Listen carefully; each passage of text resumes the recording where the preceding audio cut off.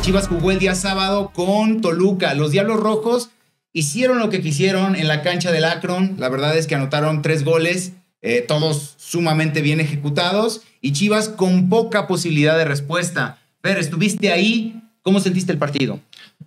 Pienso que el primer problema de Chivas en esta goleada contra Toluca, 3-0 en el estadio Akron, es principalmente con el planteamiento de Gabriel Milito, lo decía hace un momento, porque no le juega como equipo chico, que es lo que tú decías en el programa pasado, que le funcionó contra Tigres, le funcionó contra el América, de aguantar ese primer tiempo, en el segundo buscar esa anotación que le pudiera permitir ganar, o al menos ese empate. Y le salió bien con los 2 primeros rivales, ¿no? Contra Tigres estuvo a punto de ganar, contra el América ganó, y ahora contra Toluca salió a proponer más el juego, y después un error del Tala Rangel deriva ya la cascada de goles, ¿no? Primero con el error que tiene en una salida, después en un tiro de esquina, después también hay una expulsión ahí del Oso González que condiciona también el partido, y después el contragolpe de Alexis Vega que finiquita el partido, un gol, una asistencia, un pase clave, le gritaron borracho, le gritaron de todo a Alexis Vega, un gran abucheo en el estadio Akron, que fue su casa, ahí jugó en las Chivas, pero... Ahí firmó un contrato así grandote, firmó contratos, ¿no? Sí, cómo no. Un contrato bien grandote. Claro, con Ricardo Peláez, claro, el superdirector deportivo, sí. Y que bueno, al final Alexis Vega aplica la ley del ex, y Chivas pues ahora a nadar contra corriente en la clasificación. Sí, sigue estando a 3 puntos de play-in y se viene un calendario accesible, sí, pero el problema es ganar. Quería comentar o destacar algo. Alexis Vega anota gol y tiene como un... O sea, antes de que toque la pelota la tocó Javier Hernández. O sea, es que es casi como un pase de Javier Hernández a Alexis Vega, ¿no? Hay incluso podemos hacer una recopilación de errores de Javier Hernández. Sí, Javier está aquí. Unas más graves que otras, pero sí hubo unas muy claras. Evidentemente la del pase que erra, sí, y después de ahí se genera el contragolpe que firma Alexis Vega. Pero también acercarse en el marcador. No sé si para empatar ya era muy tarde en el partido, pero unas oportunidades de gol que un Javier Hernández hace unos años no fallaba, ¿no? Que podemos decir, Javier Hernández ya no está en un buen estado físico. Ok. Que Javier Hernández ya le gana la edad. Ok. Pero el fútbol lo tiene en cuanto a desmarques, es algo que siempre lo ha caracterizado. Sí, claro. Nunca ha sido un goleador, por ejemplo, con una gran cuota relacionada con oportunidades goles, ¿no? Siempre ha fallado muchas claras, sí, pero metí algunas más. Ahora ya no está metiendo algunas más. De hecho, lo curioso de acá es que también cometía errores graves, por ejemplo, en su prime con el Manchester United. También con fallaba. El Real Madrid, sí, en la selección mexicana. Siempre recuerdo mucho en la selección mexicana ese partido contra Costa Rica. Que no sé qué quiso hacer, que le salió un pase a un fuera de lugar en vez de meter el gol, y es como de eso es muy Chicharito Hernández. Pero después te mete goles importantes en el Mundial, en la Liga Española, en la Premier. Es decir, Javier Hernández siempre se caracterizó por meter goles. Puros, sí, pero con un buen de oportunidades, ¿no? Okay. Hoy, o más bien en este partido, ha tenido muchas oportunidades y no ha metido ni una. Eso es lo preocupante de Javier Hernández. ¿Cuántos goles lleva Javier? En este torneo, ninguno. En el pasado, 1, ¿no? Y creo que fue un fuera de lugar, una cosa así que tenía ese... Metió 1 en su primer torneo contra Puebla, y después metió 1 el año pasado en Conca Champions contra el Cibao. Lleva 2 goles, si no mal recuerdo. O sea, para alguien que en teoría venía como a solventar la delantera de Chivas, se ha quedado de ver. Aunque habría que hacer un análisis de todas las personas arriba. ¿Cuántos años tiene Javier? ¿35? 36. Arriba de 35 años, los mexicanos que regresan, poco y nada le han dado a Chivas cuando llegan de esa edad. Tuvimos 37 ya. Oribe Peralta, también, que no pasó nada con él, pasó de América directamente. No. O sea, como que el delantero mexicano arriba de los 30 y tantos años, 35, mediados 35, ya no rinde igual, incluso baja demasiado. O sea, no es como que se mantenga en un nivel bueno. Pero sí, el día sábado Chivas pierde, volviendo al tema otra vez de Chivas, y yo creo que hay un dato importante ahí. Chivas domina los primeros 10, 15 minutos en el sentido de que puede... Bueno, no domina, porque dominar es tener la pelota, atacar. Estaba equilibrado. O sea, por lo menos mantenía el juego en control. Ya me parece que después del primer gol sí se viene una seguidilla de errores, y lo comentaba yo aquí y lo comentaba semanas anteriores con Manu. Yo creo que tiene que ver con la calidad del plantel de Chivas. O sea, un jugador que todo el tiempo tú dices que tiene mucha calidad debe ser lo suficientemente bueno para solventar este tipo de partidos. Mínimo para ponerle cara al juego. Y yo creo que Chivas no le puso cara al juego, y al final del día sí termina siendo una consecuencia que Milito en el día del juego haya puesto un planteamiento sumamente al 1-1. ¿Tú por qué crees que lo hizo? O sea, venía de jugar con América, le dio resultado, venía de jugar así con Tigres, le dio resultado, más o menos, y ahora con Toluca, que es el campeón, no lo plantea igual. ¿Por qué crees que haya sido eso? Honestamente no lo sé, yo sí lo vi como un error fatal, porque si te había funcionado, no entiendo por qué le mueves, ¿no? Dicen que alineación que gana, digo, no había ganado el último, pero te sirvió contra el América, repite, ¿no? Y, por ejemplo, contra otros equipos, no hay tanto problema que le juegues así. Al León le jugó así y perdió. Pero entiendes que es por un penal, por falta de calidad en la definición de los jugadores, etcétera. Puedes dominar León sin problemas. A Toluca, que es el campeón y que es probablemente top 3 de los equipos que mejor juegan en México, no le puedes jugar así. Y menos que tienen a jugadores veloces adelante, como Alexis Vega, jugadores con gran técnica como Canelo Angulo, como Marcel Ruiz, el tema de Paulinho, que es un gran delantero, un gran delantero que define muy bien. Flamante líder de goleo. El líder de goleo. Compartido con Yuca, pero correcto. Líder de goleo. Pero no entiendo entonces por qué. ¿Por qué hacer ese planteamiento? No lo entiendo. Incluso en rotaciones, Armando González había sido suplente contra América y contra Tigres, poniendo a Kate Cowell buscando ese contragolpe. Para mí no tiene ningún sentido Kate Cowell, porque puede tener mucha velocidad, pero es malito, pues. Sí, no. Le cuesta. Le cuesta. Es como decía Manu alguna vez, es como ver un caballo trotar con el balón en las pies, pero luego después se le atraviesa entre los pies y después se cae, ¿no? Sí. Pero bueno, el planteamiento era Kate Cowell, velocidad, contragolpe, ¿no? Ahora, con Armando González, desde que ya pone un referente, entonces entiendes que él ya está buscando un juego más equilibrado. Y pone que le había salido los primeros 10 minutos, no tanto en generación, sino anulando al rival, ¿no? Claro. Pero después viene el error del Tala Rangel y es ahí donde yo recalco lo que dices de los jugadores, que importa mucho la calidad. Incluso la semana pasada te decía, es que los jugadores también importa mucho lo que hagan, dependiendo del planteamiento o no. Milito puede decir, hagan una cosa, pero un jugador debe tener la responsabilidad en el campo de leer el juego, que decíamos también, muy pocos jugadores en México saben leer muy bien el juego. Claro. De los mexicanos, uno muy joven, Mora, sí. Es de los mejores que lee el juego. A veces la gente piensa que lo infla demasiado, no es tanto porque, mete muchos goles, o muchas asistencias, no. Es porque sabe leer muy bien el juego y tú identificas muy bien eso cuando un jugador se mueve en el campo. Sí, claro. Alguien que me gusta también, que lee muy bien el juego, es Fidalgo.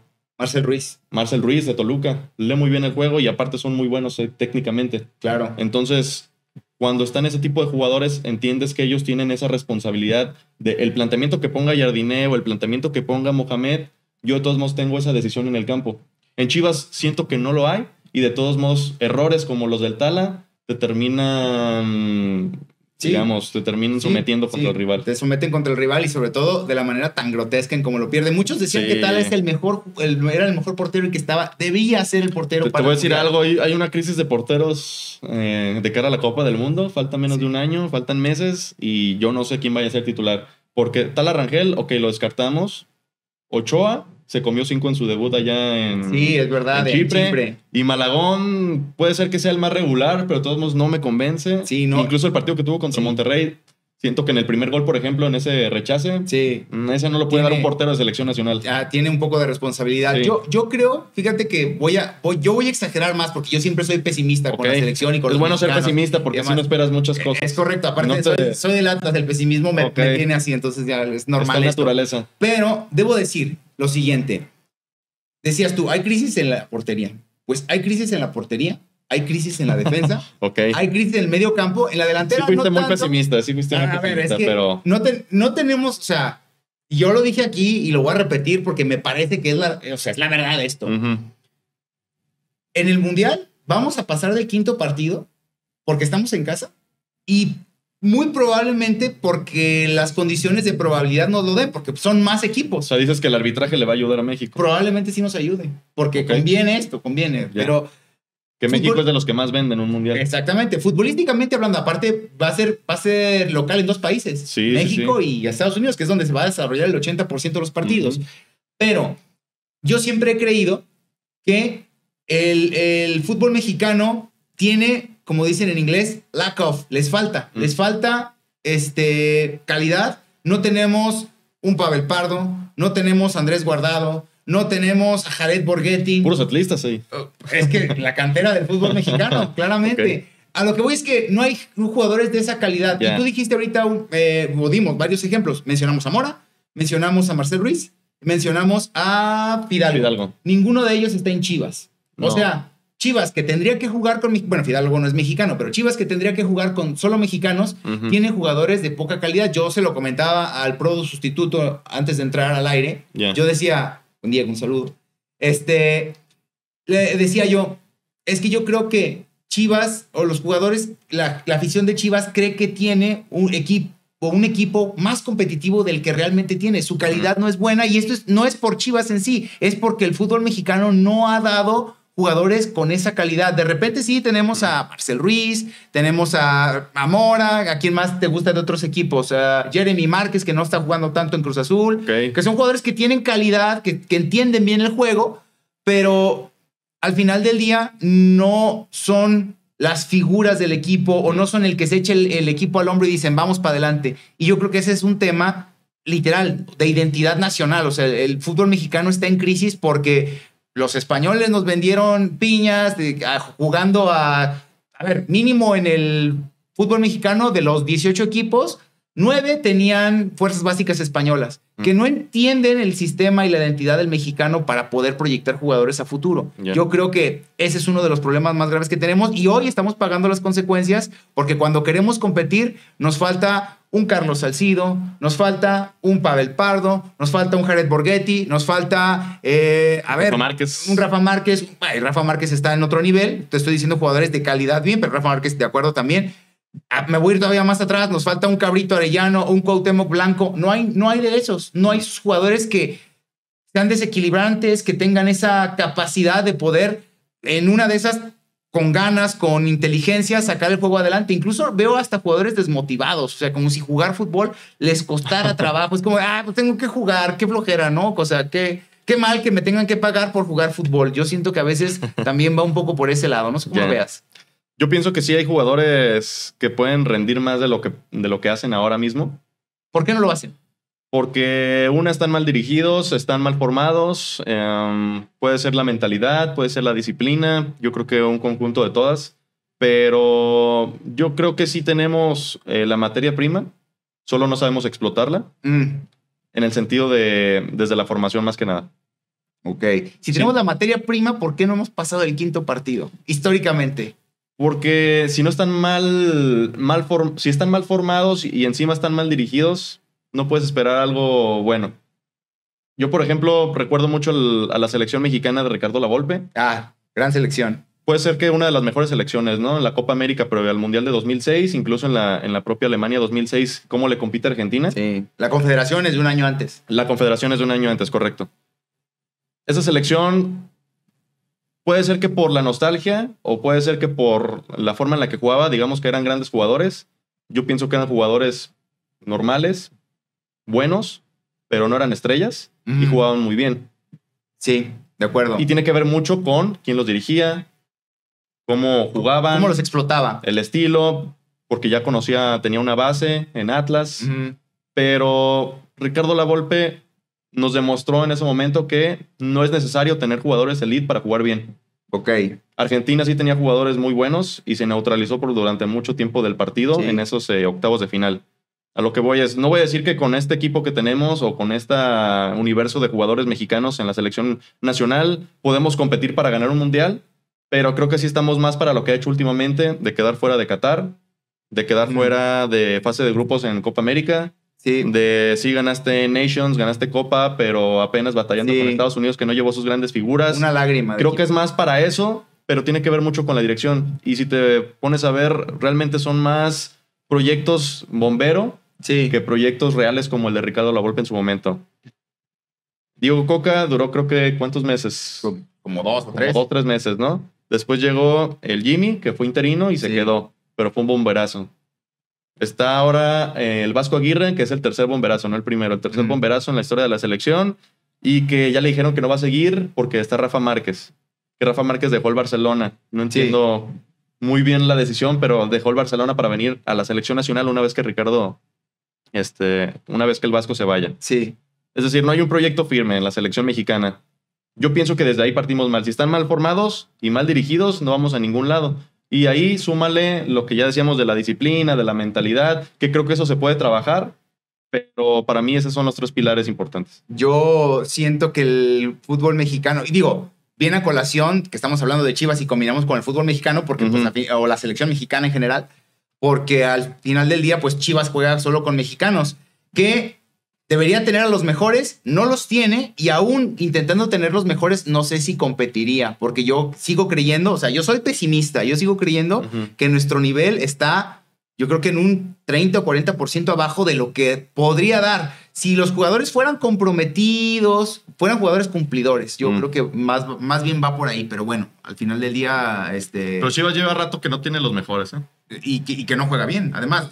Lo comentamos también hace rato, después de que quedaron subcampeones con Paunovic. 2023, en 2023, ya prácticamente Chivas pues ha venido para abajo, ha venido en una... Sí. Mira, ese es otro buen ejemplo. Las Chivas de Pauno no era un gran equipo. ¿Cuál es el secreto? Efectivas. ¿Cuál es el secreto? ¿Ser efectivos? Ser efectivos. De hecho, yo creo que tiene mejor plantel ahora Chivas que el que tuvo Pauno. ¿Quién era su delantero? El delantero de ese entonces estaba Daniel Ríos, que había llegado de la MLS. Es correcto. Estaba Alexis Vega, estaba Roberto Alvarado y pues prácticamente ese era solo ahorita tiene al Piojo, se fue Alexis Vega. De hecho ese torneo ahora que estoy recordando lo jugaron sin centro delantero. El Pocho Guzmán jugaba como un falso 9. Es decir, estaba menos completo ese plantel. Pauno no digo que sea el gran entrenador, pero supo sacarle agua a las piedras y llegó a una final, estuvo cerca, se quedó a 30 minutos, pero ahí es otra demostración de que un equipo no necesariamente tiene que ser el mejor para competir. No voy a decir que Chivas estaba para campeón, yo creo que incluso no estaba ni entre los mejores 4 equipos de ese torneo, sí. Pero supo aprovechar las condiciones del torneo, supo aprovechar el rival que le tocó, supo aprovechar la expulsión de Fidalgo en la semifinal. La suerte, yo recuerdo que... Los postes, ¿te acuerdas? En el clásico tapatío. Sí, al final. Es decir, Pauno aprovechó todas esas condiciones, pero al final demostró que se puede competir sin tener un gran equipo. Yo creo que ahora Chivas tiene un mejor equipo que el de 2023 cuando llegan a la final, y no creo que esté mal dirigido, pero es una demostración de que no tiene que ser necesariamente el mejor plantel. Incluso el Atlas de Diego Coca, no el de ahora, el de hace unos años. Sí, tampoco creo que era el mejor plantel del fútbol mexicano, pero sí el que mejor jugaba en defensa, el que tenía un estilo muy definido, el que tenía efectividad con esos trazos largos, y al final fue campeón. Con suertes. Fíjate que... Y con condiciones que no vamos a decir, pero... Fue campeón al final de cuentas y supieron aprovechar eso, ¿no? No, lo que yo sí creo del equipo rojinegro, por ejemplo, hablando ya específicamente para pasar al equipo rojinegro, creo yo que ese Atlas, por ejemplo, algo bueno que tenía o algo bueno que llamaba la atención era que no era el top 10, no era de los planteles, estaba en el top 3, pero sí creo que era top 5. Porque, por ejemplo, Furch y Quiñones eran una maravilla, o sea, adelante, tiene que ver con que Diego Coca los hizo que se entendieran, que supiera cada quien qué ejecuciones en el campo debería realizar, pero sí creo que eran jugadores de muy buena calidad. Coca quedó campeón con 14 jugadores, los 11 y 4 cambios, nada más. O sea, así se la jugó todo el torneo. Y un Chalá encendido en liguilla, ¿no? ¿Y un qué? Un Chalá encendido en liguilla. Un Chalá. Pero ese es en el segundo torneo. Es en el segundo más que nada. No, qué bárbaro, Chalá. El ecuatoriano que más quise en su momento. Qué gol anotó. Pero yo creo que sí competía en el 11 titular en un top 5, porque tenía muy buenos defensas cumplidores. A ver, Nervo estaba en su prime, y hoy, aunque Nervo ya iba un poquito de bajada, hay que decirlo por la edad, hoy se le extraña. Porque la defensa del Atlas sería el mejor defensa del Atlas. Probablemente sin problema alguna. Pero bueno, tenemos a Robert Pierre, que es como Dios, da y quita. Te da penales y luego te los quita. Y hostia. Hostia, tío. En Tequila lo vimos tomar cantaritos. Sí. Pero sí, creo que es una combinación de todo. Digo, no estamos descubriendo el hilo negro, pero no.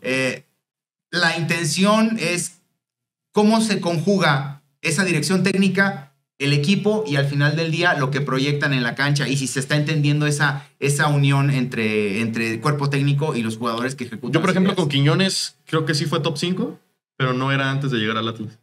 No, esto es lo bueno. Y yo por eso le doy mucho mérito a Coca, y por eso le doy mucho mérito a lo que vengo diciendo, que es mucho mérito de quien dirige. Fíjate que pasa algo Por ejemplo, muy curioso. Furch ya era campeón del fútbol mexicano. Sí. Y lo complementaron muy bien con Quiñones, que era más conocido por ser disciplinado. Ya había sido campeón en Tigres, pero sin un rol protagónico y más con disciplinas. Y acá prácticamente vino a ser figura. Les invitamos a todos los que nos estén viendo a que comenten, suscríbanse y únanse a la conversación. ¿Qué creen que sea más importante? ¿La dirección técnica, los jugadores que no lo entienden? Y lo digo por este comentario que te voy a hacer, Fer. A ver. Quiñones dice que comentó alguna vez con Coca que a él le gustaba jugar más como un segundo delantero por adentro. Sí, de hecho, él tengo entendido que no le encanta jugar por la banda. Por la banda, no es lo suyo. Que ahí lo usan en selección nacional. Exactamente, ese es el tema, es a lo que iba. ¿Qué? Ahí reafirma un paréntesis. No está bien dirigida la selección nacional. No está, a pesar de que es el Vasco Aguirre, ¿no? Que yo creo que... El Vasco Aguirre, voy a decir algo. Bueno, no funable, pero algo que no comparte mucha gente. ¿Qué? El Vasco Aguirre no es el mejor entrenador en la historia de México. No es. No es, pero no hay... Tiene una buena trayectoria, sobre todo porque es fuera de México, pero no comparto que sea el mejor entrenador. Bueno, yo dije que era el mejor alguna vez aquí, sí. Porque es el mejor, porque ha salido, porque es el que se atrevió a salir más de casa, el menos casero. Entonces, rectifico, yo también no creo que sea el mejor en el sentido de resultados, porque ahí tendríamos que poner por ejemplo, a Luis Fernando Tena. Y encima para mí un estilo ratonero jamás va a ser... Es que una buena metodología, pues. Más allá de no eso, está bien trabajado. Más allá de esto del estilo ratonero, lo que terminas por contar son los títulos. ¿Qué le ha dado al fútbol mexicano, no? Lo más cerca que estuvo ahora recientemente fue con el Mallorca en la final de la Copa del Rey, si no me equivoco, pero igual la perdió, o sea, no cuenta. O sea, y no estoy diciendo que juegue ratonero con selección nacional, pero históricamente sus equipos son aguantar atrás. Sí, es que lo que decíamos aquí, también lo dijimos alguna vez, el Vasco Aguirre tiene un tema con los equipos que son buenos. O sea, le toca dirigir. Le das un Lamborghini y lo va a chocar. Lo va a chocar. Pero si le das un tractorcito que le falla la defensa y que le falla el escape y el mofle, pues lo va a hacer andar como puede, pero lo va a ir llevando. Creo que Javier es más como ese perfil, porque aparte siento yo que Javier no es tan táctico. Y sabes que cae muy bien, entonces por ahí de repente olvidas que es muy malo dirigiendo. También bueno, no muy malo, pero no es muy bueno dirigiendo, pero como echó un chistecito en conferencia. A ver, no está esto en la escaleta, pero igual nos viene bien discutirlo. Está interesante. Javier Aguirre es el entrenador que más se atrevió a ir fuera de todos los entrenadores mexicanos. Dime un entrenador mexicano que sea mejor que Javier Aguirre. Entrenador mexicano que sea mejor que Javier Aguirre. Sí, en este momento. En este momento. En este momento es difícil. No. Porque te podría decir que el Piojo, pero el Piojo para mí... En la historia. En la historia. ¿En la historia? O sea, sí. Ok.